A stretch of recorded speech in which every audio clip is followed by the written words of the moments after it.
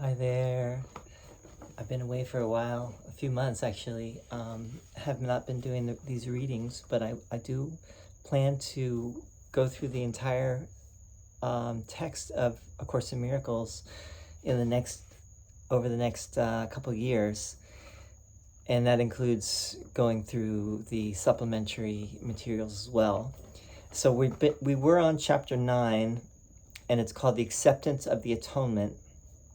And this is section 4, the Holy Spirit's plan of forgiveness. Here we go. Atonement is for all because it is the way to undo the belief that anything is for you alone. To forgive is to overlook. Look then beyond error and do not let your perception rest upon it, for you will believe what your perception holds. Accept as true only what your brother is, if you would know yourself. Perceive what he is not, and you cannot know what you are, because you see him falsely. Remember always that your identity is shared, and that its sharing is its reality. You have a part to play in the atonement, but the plan of the atonement is beyond you. You do not understand how to overlook errors, or you would not make them. It would merely be further error to believe either that you do not make them, or that you can correct them without a guide to correction. And if you do not follow this guide, your errors will not be corrected. The plan is not yours because of your limited ideas about what you are. This sense of limitation is where all errors arise. The way to undo them, therefore, is not of you, but for you. The atonement is a lesson in sharing, which is given you because you have forgotten how to do it. The Holy Spirit merely reminds you of the natural use of your abilities. By reinterpreting the ability to attack into the ability to share, he translates what you have made into what God created. If you would accomplish this through him, you cannot look on your abilities through the eyes of the ego, or you will judge them as it does. All their harmfulness lies in the ego's judgment. All their helpfulness lies in the judgment of the Holy Spirit. The ego, too, has a plan of forgiveness because you are asking for one, though not of the right teacher. The ego's plan, of course, makes no sense and will not work. By following its plan, you will merely place yourself in an impossible situation to which the ego always leads you. The ego's plan is to have you see error clearly first and then overlook it. Yet how can you overlook what you have made real? By seeing it clearly, you have made it real and cannot overlook it. This is where the ego is forced to appeal to, quote, mysteries, unquote, insisting that you must accept the meaningless to save yourself. Many have tried to do this in my name, forgetting that my words make perfect sense because they come from God. They are as sensible now as they ever were because they speak of ideas that are eternal.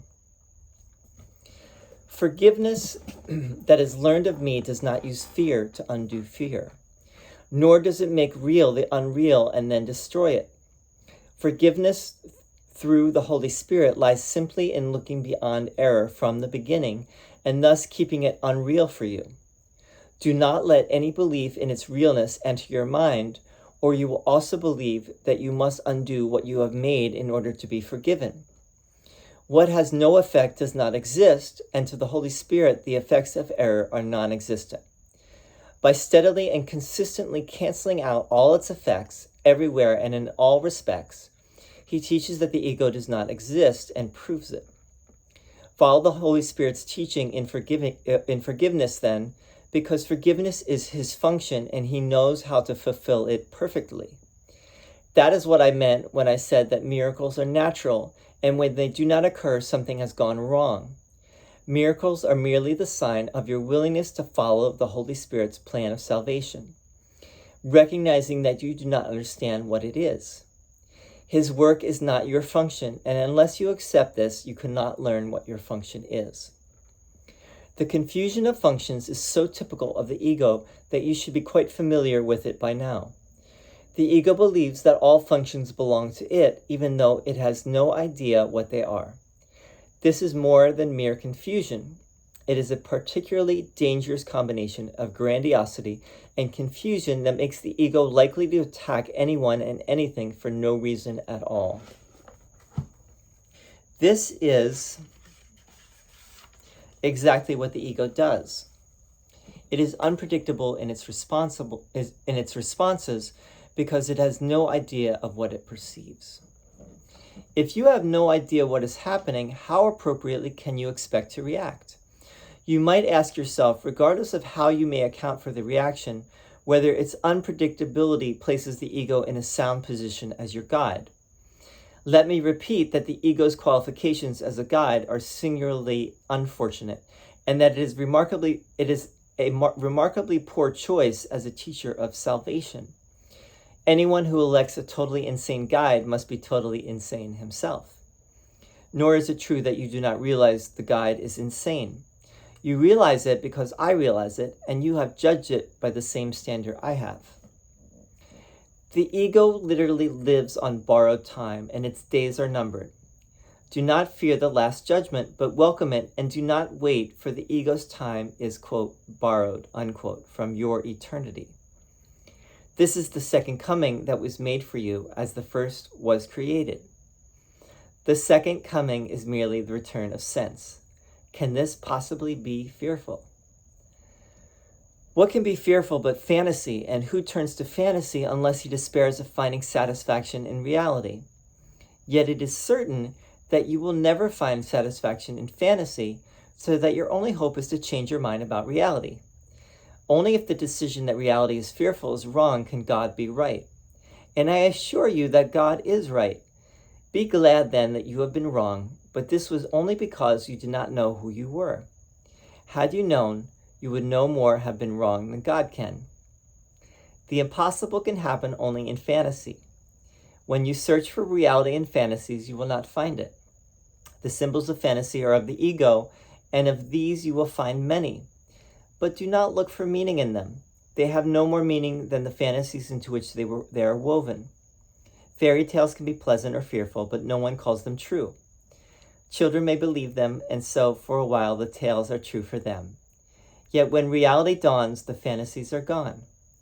Reality has not gone in the meanwhile. The second coming is the awareness of reality, not its return. Behold, my child, reality is here. It belongs to you and me and God, and is perfectly satisfying to all of us. Only this awareness heals, because it is the awareness of truth. Okay. This is called the Holy Spirit's plan of forgiveness. Let's start with that, because, that's really what the chapter is all about. Jesus says that the Holy Spirit has a plan of forgiveness, which is the atonement, and the ego has one too. Now, the ego's way and how most of us understand forgiveness, because we don't understand the Holy Spirit's plan, because Jesus says the Holy Spirit has a function that we do not have. Our function is to be open, is to have the little willingness to be led by the Holy Spirit. But we are so confused due to our allegiance with the ego that it's, we are, the best we can do really is just to remain open to what Jesus is saying. Our function is not, our function is to forgive in the way the Holy Spirit does. But really, the Holy Spirit can only do that perfectly. We cannot do it perfectly. And to think that we can is the ego, So anyway, the ego's plan of forgiveness works like this. And this is how generally we think about forgiveness, is someone does something or says something, or maybe even we think they think something about us, and we take that very seriously, and we it upsets us. Maybe we get angry, but at some point down the line we might think, well, that's really stupid. That's really silly that I'm holding on to this, because it's not doing me any good, and it's not doing the other person any good either. So, but the reality is that person did me wrong, but I'm going to forgive them because I want to feel better. That's basically the ego's way of dealing with forgiveness. That's how the ego approaches forgiveness is, I was wronged, and I'm going to hold on to that for a while, but then, at some point I'm going to let it go, and I'm going to forgive that person. But they still did me an injustice, and I can't forget that, and I can't really, ultimately it's not really true forgiveness. Now, the Holy Spirit's way of forgiving is not even to see that there was ever any problem whatsoever. There wasn't a problem. There wasn't even for a moment. Not for like a split second was there any problem. And if you see the problem, you are seeing it with the eyes of the ego, with the ego's vision. If you feel that someone did you wrong, that's ego, right? The Holy Spirit does not, just sees the perfection of everything, of everyone, and there's no forgiveness necessary because, there's no sin and there's no guilt. Everything is in perfect divine order, and now from our perspective, it isn't all in divine order. Otherwise, we wouldn't get upset. If we felt, if we knew for certain that everything is happening just as it needs to, then we would not get upset in the first place, and we wouldn't hold a grudge, and we wouldn't hold anything against anyone. But because we are human, and we have this, this allegiance or alliance with the ego, we believe in all these things: sin, guilt, fear, suffering, shame, attack. That I can somehow know love or my true self, which is love, if I attack another, or if I hold anything against anyone, that I can know who I truly am. And that's illusory, and that is not something that is real in any respect. I'll just read this passage right here. Follow the Holy Spirit's teaching in forgiveness then, because forgiveness is his function and he knows how to fulfill it perfectly. That is what I meant when I said that miracles are natural. That's one of the miracle principles, that miracles are natural. When they do not occur, something has gone wrong. And when they do not occur, something has gone wrong. Miracles are merely the sign of your willingness to follow the Holy Spirit's plan of salvation. Remember, it's your willingness. It's not that you can do it, because only the Holy Spirit really can do it perfectly. All we can do is try to do it. His work is not your function, and unless you accept this, you cannot learn what your function is.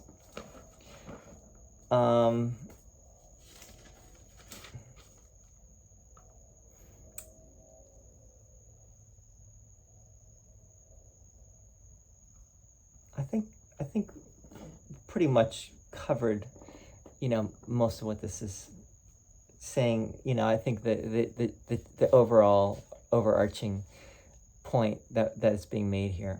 The Holy Spirit has a plan of forgiveness. The ego also has a plan of forgiveness. Only one of them works.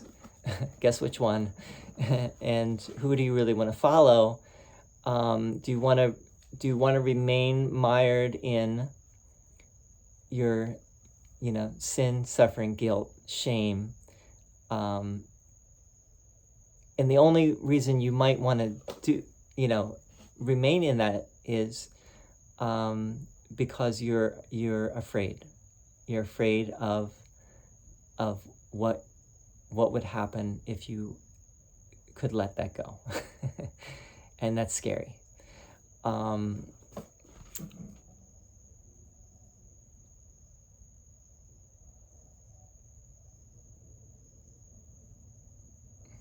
Behold, my child, reality is here. It belongs to you and me and God and is perfectly satisfying to all of us. Only this awareness heals because it is the awareness of truth. Reality is here. Here and now. It is here even now. And if we do not see it, and if we are stuck in ego land, in the fear, in the shame, in the guilt, in the blame, the shame blame game, then we are just keeping ourselves in prison. But that's understandable, because we really don't know, what's on the other side of that. But that's the beauty of A Course in Miracles. If you accept that what it's saying might be true, and you probably do because you're here, then you will just remain open to what Jesus is saying, and try to understand it better, what he's getting at. And as you do that, you will see the fruits.